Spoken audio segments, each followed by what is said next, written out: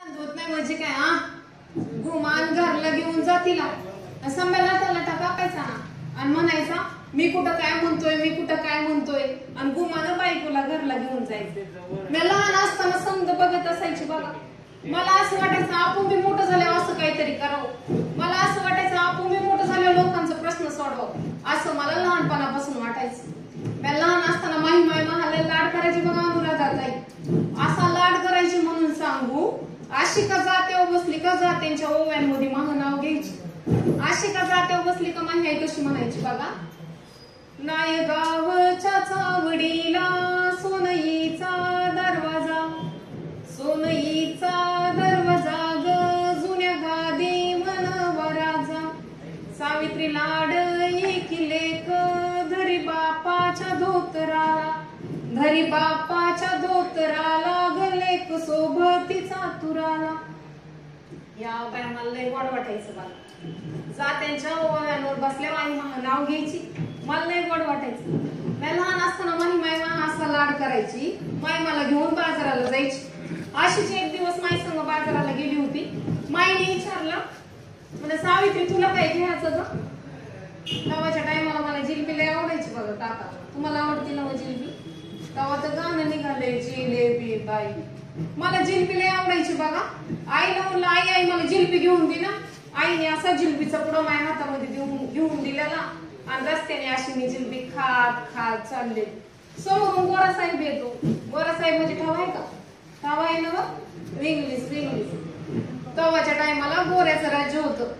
गोरासाहेब असा समोरून येतो आणि म्हणतो कसा बेबी रस्त्याने जाताना काय बी खायचे नाही.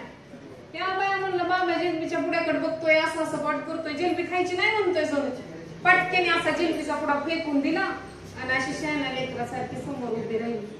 दिसतंय ना शहाणा लेकरू. गोरासाहेब म्हणतो काय पोर लय हुशार दिसती. पोर कोणतरी मोठी होणार जणू. या बाय म्हणलं महाबाप बी म्हणतो पोर लय हुशार. माई बी म्हणते पोर लय हुशार आणि आता हे गोरासाहेब बी म्हणतो पोर लय हुशार. मला वाटायला लागलं खरंच मी लय हुशार. मला वाटायला लागलं खरंच मी कोणतरी मोठी होणार. दिसमास करता करता दिस जायला लागली. हळूहळू मी मोठी व्हायला लागले. अहो जशी कमी मोठी व्हायला लागले का मायला लावलं ना माझ्या बाबाच्या मागे टुमान. तर काय टुमान लावलं असं बरं. बाय सगळेच लय हुशार दिसते तिथले. मायने लावलं ना माझ्या बापाच्या मागे टुमान. पुरीचं लगीन उरकून टाका पुरीचं लगीन उरकून टाका. महाबाप म्हणायचा माझी पोर लाखात येते. जो कोणी जग परिवर्तन करणारा असेल जो कोणी समाज प्रबोधन करणारा असेल अशा आज पोराशी मी माझ्या पोरीचं लगीन लावून देईन. या बाया मला काय बी कळत नव्हतं बघा. एवढ्या पोरींमध्ये झिम्मा म्हणा फुगडी म्हणा खेळायचं म्हणा काम चालू असते. म्हणलं जेव्हा होईल तेव्हा होईल लगीन. हळूहळू मी मोठी व्हायला लागले बघा. मी मोठी झाले 9 वर्षाची झाले बघा. किती वर्षाची 9. किती वर्षाची समजांचं लक्ष आहे ना माझ्याकडं. ऑनलाईन बघणाऱ्यांचं पण मी 9 वर्षाची झाली असं. धनकवडीच्या पाटलाची पोर सगुणाबाई आपल्या भावासाठी पोरगी शोधत होती. ती सगुणाबाई म्हणत होती त्या ज्योतिबाच्या डोसक्यात लय काय बाय असते. पोरीबाईंना शिकवलं पाहिजे पोरीबाईंना शिक्षण दिलं पाहिजे असलं काय बायच्या ज्योतिबाच्या डोसक्यात असते. या सावित्रीची ज्योतिबाची जोडी लय जाग दिसन बाई. या बायांना लय पडलेलं असतं बघा. कुणाची जोडी कुणा संग जाग दिसत. या बाया बोला फुलाला गाठ पडली ना हे समद वराड बघा पुण्याला. हे समजे पुणेकर नायगावला. ही समधी माणसांची गर्दी जमलेली. ही समधीकडं मंडप टाकलेला. ह्या सगळ्या माणसांच्या पंक्ती आणि म्या नवरी झाले. गळ्यामध्ये मंगळसूत्र पायामध्ये जोडव्या घेऊन अशी ठुमकत नवरी म्हणून बघा मी पुण्यामध्ये आली. अहो पर नवरी म्हणून मी पुण्यामध्ये आली तर ह्यांच्या घरात येऊन बघते तर काय इकडून ठेवलेली पुस्तकं तिकडून ठेवलेली पुस्तकं समोरून ठेवलेली पुस्तकं. या बाया म्हणलं बा बघा नुसती पुस्तकच खातो का जण. जेव्हा बघावं तेव्हा काहीतरी लिहत असायचं. जेव्हा बघावं तेव्हा काहीतरी वाचत असायचं. मी काही ध्यान देत नव्हती. मग आपलं घरामधलं काम भलं आणि निवड. अहो पर एकदा काय झालं ह्यांनी मला आवाज दिला. मला म्हणा सावित्री इकडे. या बाया मला लागलं ना भ्या वाटायला. म्हणलं नवरा बायकोला मारितो आता मला मारणार जणू. लय भ्या वाटायला लागलं बघा. मी अशी समोर जाऊन उभी राहिली तर ही मला म्हणतात कसं, अगं साऊ पोरीबाईंची परिस्थिती लय मंगळ आहे साऊ, ह्या बुकामध्ये काही नाही, आपण पोरीबाईंना शिकवलं पाहिजे. मी पुरुष आहे साऊ, मी स्त्रियांपर्यंत जाऊ शकत नाही. तू स्त्री आहेस, तू स्वतः शिक्षण घे आणि दुसऱ्याला शिक्षण दे. या बाय मला काय कळत नव्हतं. म्हणलं 10-12 भाकरी थापाय सांगितल्या तर थप्पा थप्पा थापून दिल्या असत्या. पण आता हे काय स्वतः शिकायचं दुसऱ्याला शिकवायचं. म्हणलं मला नाही काय जमायचं. हे असले निवाय बिवायचं काही सांगू नका सा. की मला म्हणायला लागलं, सावित्री प्रयत्न कर सावित्री, तुला शक्य होईल. आवाज वाढलाय, आवाज वाढलाय. तुम्ही तरी बोलता का? ताई बोलता का? नाही ना हो. मी काय नाही बोलली. मग आम्ही शेतावर गेलो. शेतावर अशी पेरायची काम चालू होती. माझ्याबरोबर सगुणाबाई होती, माझ्याबरोबर फातिमा शेख होती. आम्ही समध्या जणी बघा शेतावर अशी पेरायची कामं करत होती. ही मला म्हणायला लागलं, अगं साऊ पेरायची कामं चालू व्हायची. अगं एका दाण्यानं काढून घेतलं नाही तर उभा कणीस निर्माण होत नाही. आज आपण दोघांनी काढून घेतलं नाही तर उद्याच्या समाजाची निर्मिती होणार नाही. या बाय मला काय बी कळत नव्हतं बघा. म्हणलं काढून घ्यायचं काय, उभं कणीस काय, काय कळत नव्हतं बघा. ही मला म्हणायला लागलं, साऊ आपण पोरीबाईंना शिक्षण द्यायचं, पोरीबाईंना आपोआप कळण आपण कोणचं पाऊल उचलायचं ते. मी होय म्हणलं. मग आम्ही अशी थांबलो. शेतावर पेरायची कामं होती. मग ह्यांनी हातामध्ये काठी घेतली.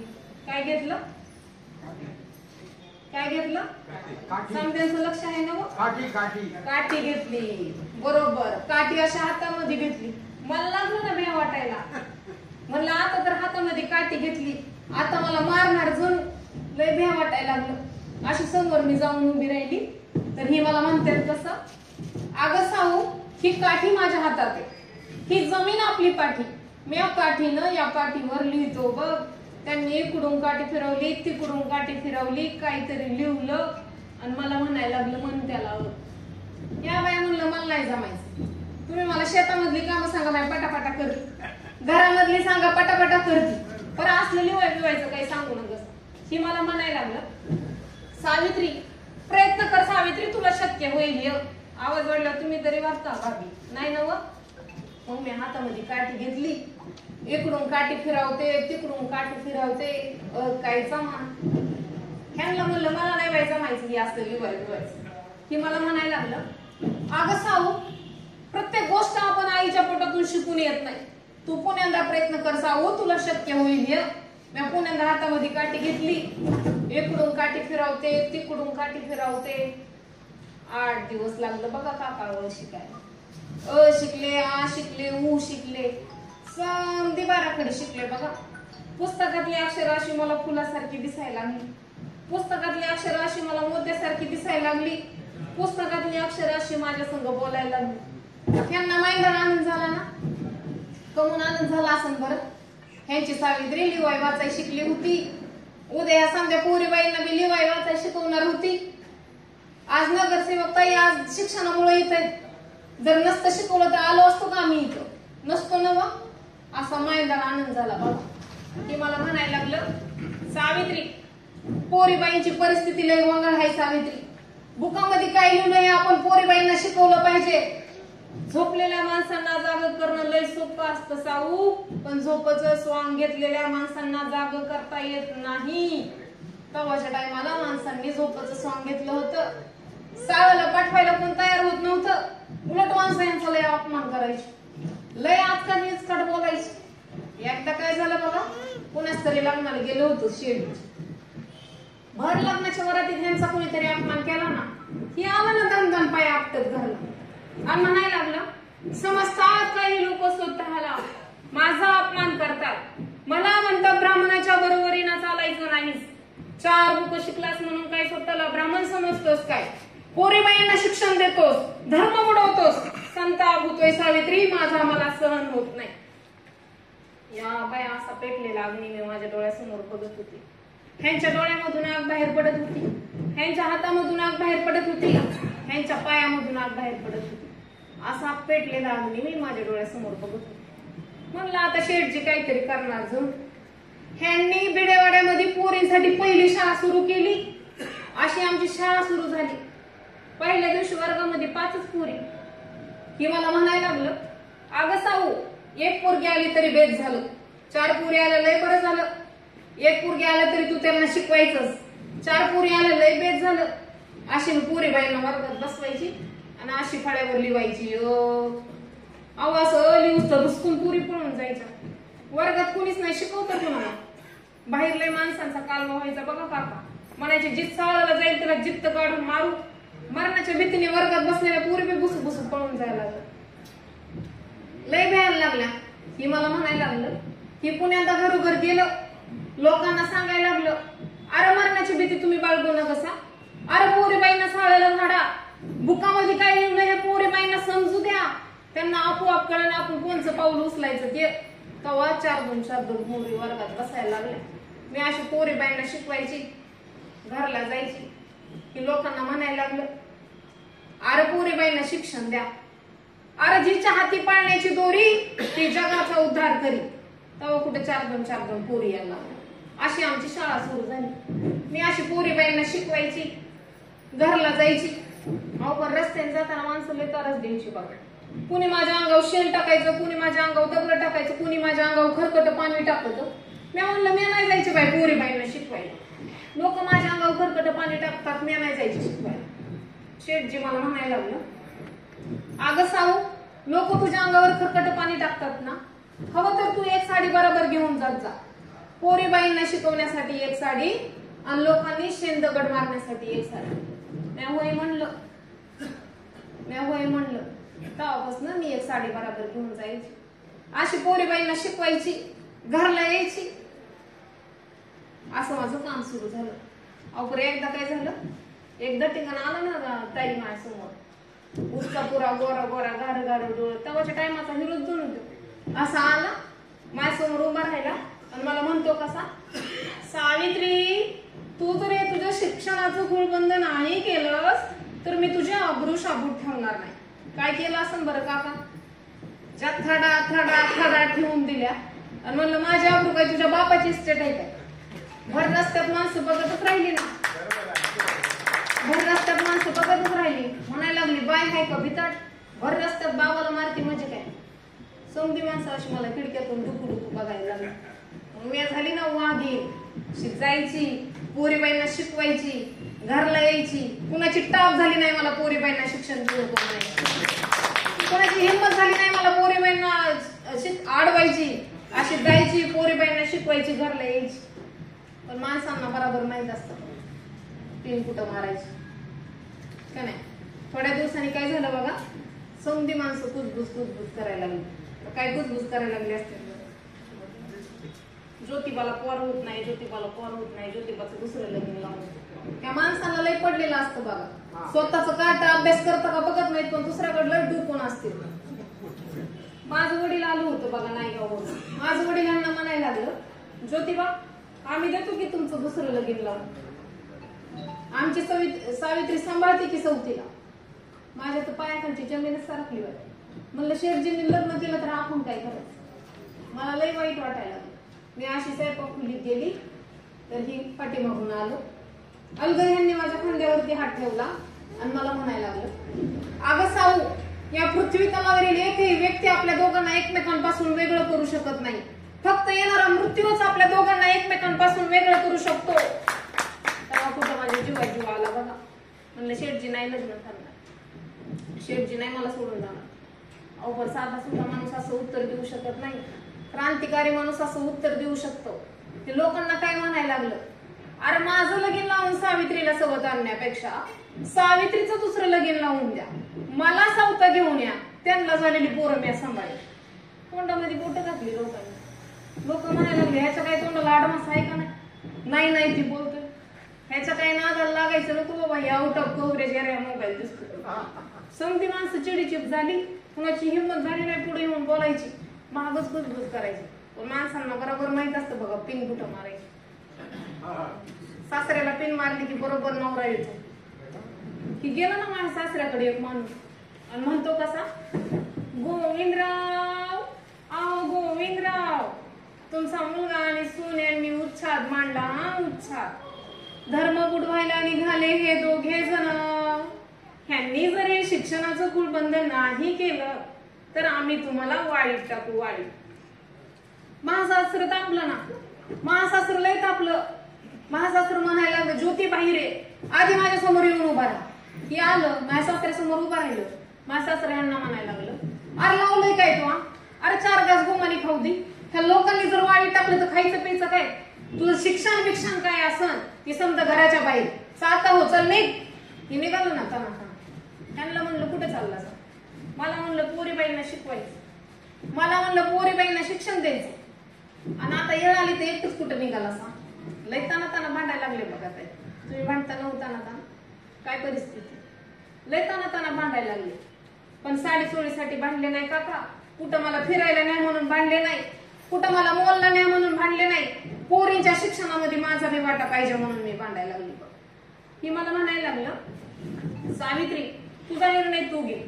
पाहिजे तर तू माझ्यासोबत येऊ शकतेस, पाहिजे तर तू सासरच्यांची सेवा करू शकतेस.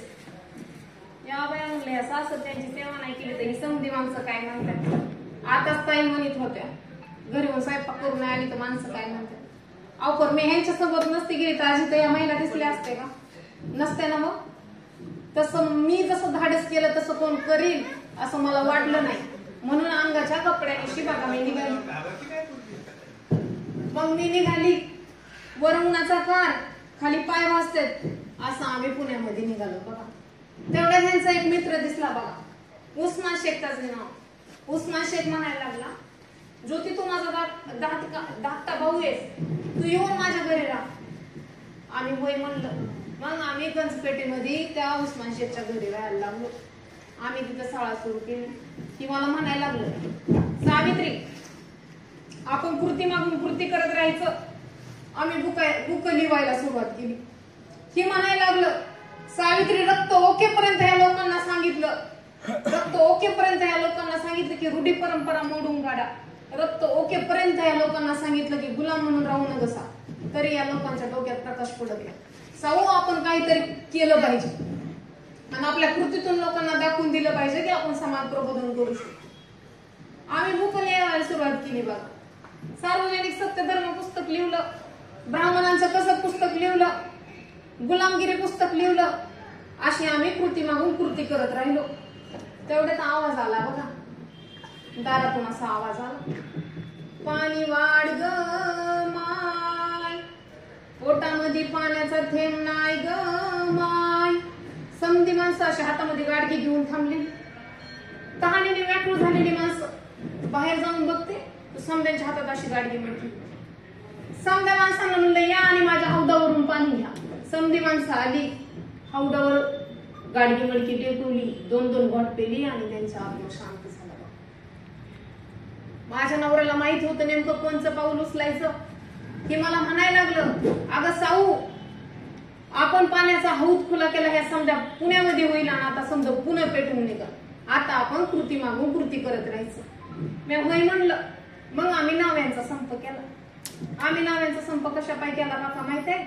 एवढ्या पोरींची लग्न उरकून द्यायची, तिचा नवरा मेला की तिला चित्तामध्ये ढकलून द्यायची, तिचा आवाज लोकांपर्यंत जाऊ नये म्हणून मोठ्या मोठ्याने ढोल वाजवायची. आम्ही नाव्यांचा संपच केला बघा. आम्ही नाव्यांचा संपच केला. संपाला सुरुवात झाली. 4 दिवस झालं, 8 दिवस झालं, 10 दिवस झालं, संप काय मिटाना.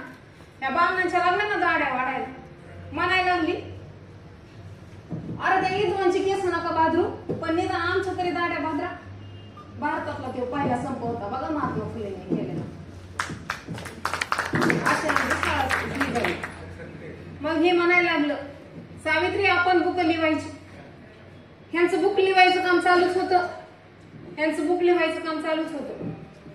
अहो सार्वजनिक सत्य धर्म पुस्तक डाव्या हाताने लिहता येत नव्हतं तरी लिहलं.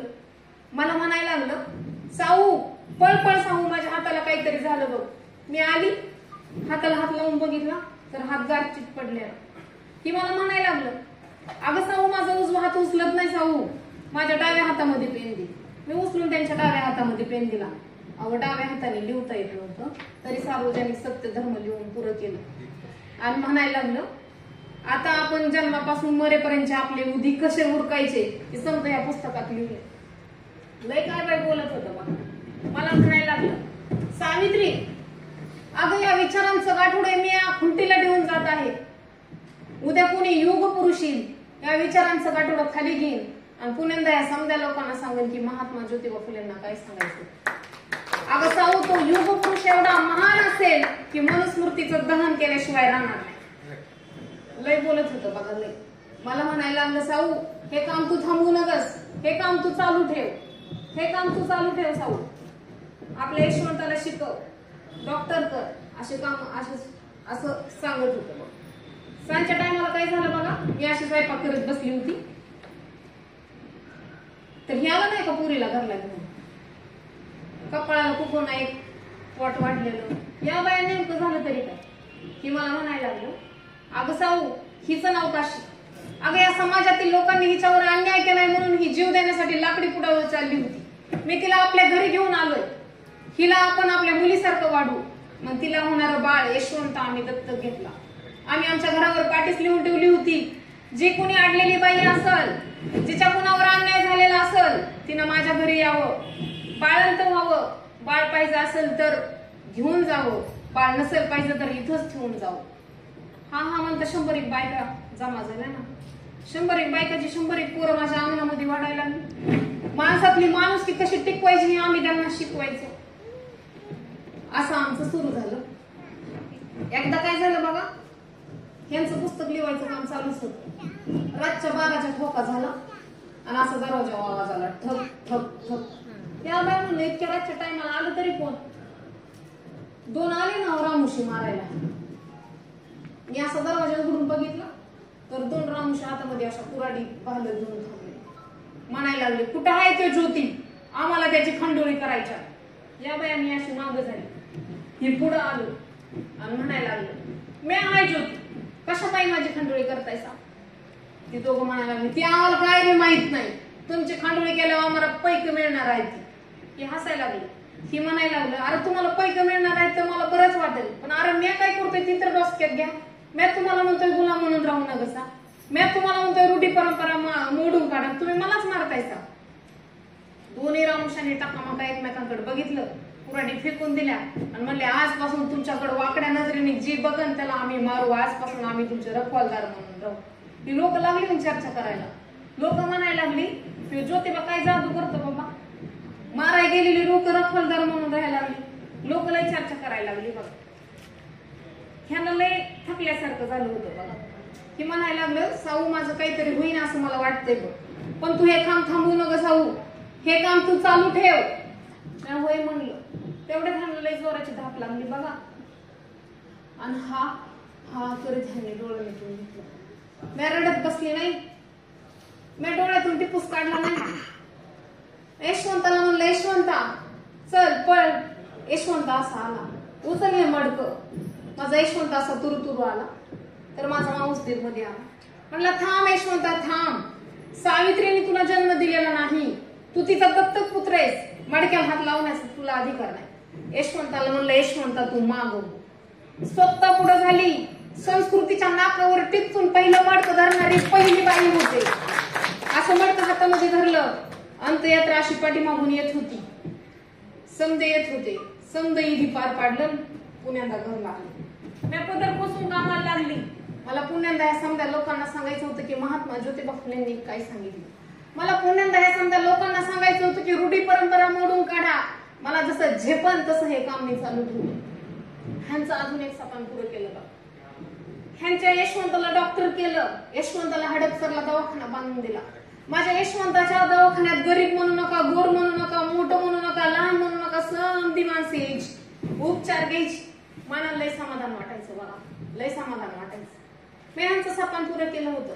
मला जसं झेपन तसं मी सत्यशोधक समाजाची चळवळ उभी ठेवली. मला जसं झेपन तसं समाजाचं काम केलं आणि ह्यांचं सपान पुरं केलं. तेवढ्यात काय झालं बघा, काळाने घात केला. जनावरांचा जसा खच पडावा तसा माणसांचा खच पडायचा. एकाला उचलून नुसतं दुसरं पडलेलं असायचं, दुसऱ्याला उचलून नुसतं तिसरं पडलेलं असायचं, तिसऱ्याला उचलून नुसतं चौथं पडलेलं असायचं. अशी आमची कामं सुरू होती बघा. तेवढे 3 वर्षाचं बाळ किरकिर करीत आलं. म्हणलं बाळ का किरकिर करतं म्हणून बाळाला उचलून मी माझ्या खांद्यावरती घेतलं. बाळाच्या काखामध्ये चापसून बघितलं तर बारीक गाठी लागत होत्या. बाळाच्या काखामध्ये चापसून बघितलं तर गाठी लागत होत्या. बाळाच्या गालाला चापसून बघितलं तर बारीकसा ताप लागत होता. पण ह्या बाळाला यशवंताच्या दवाखान्याकडे घेऊन जायचं होतं म्हणून मी अशी निघाली पण माझं पाऊल पुढे उचलाना. मला पुढचं काही दिसाना. म्हणलं असं का झालं, मला पुढचं काही का दिसाना. म्हणून मी माझ्या काखामध्ये चापसून बघितलं तर बारीक गाठी लागत होत्या. मी माझ्या गालाला चापसून बघितलं तर बारीकसा ताप लागत होता. पण मला माझ्या जीवाची पर्वा नव्हती बघा. ह्या बाळाला यशवंताच्या दवाखान्याकडे घेऊन मी निघाली, पण माझं पाऊल पुढे उचलाना. मला पुढचं काही का दिसाना. यशवंता, ह्या बाळाला तुझ्या दवाखान्यापर्यंत कोण घेऊन जाईल का यशवंता?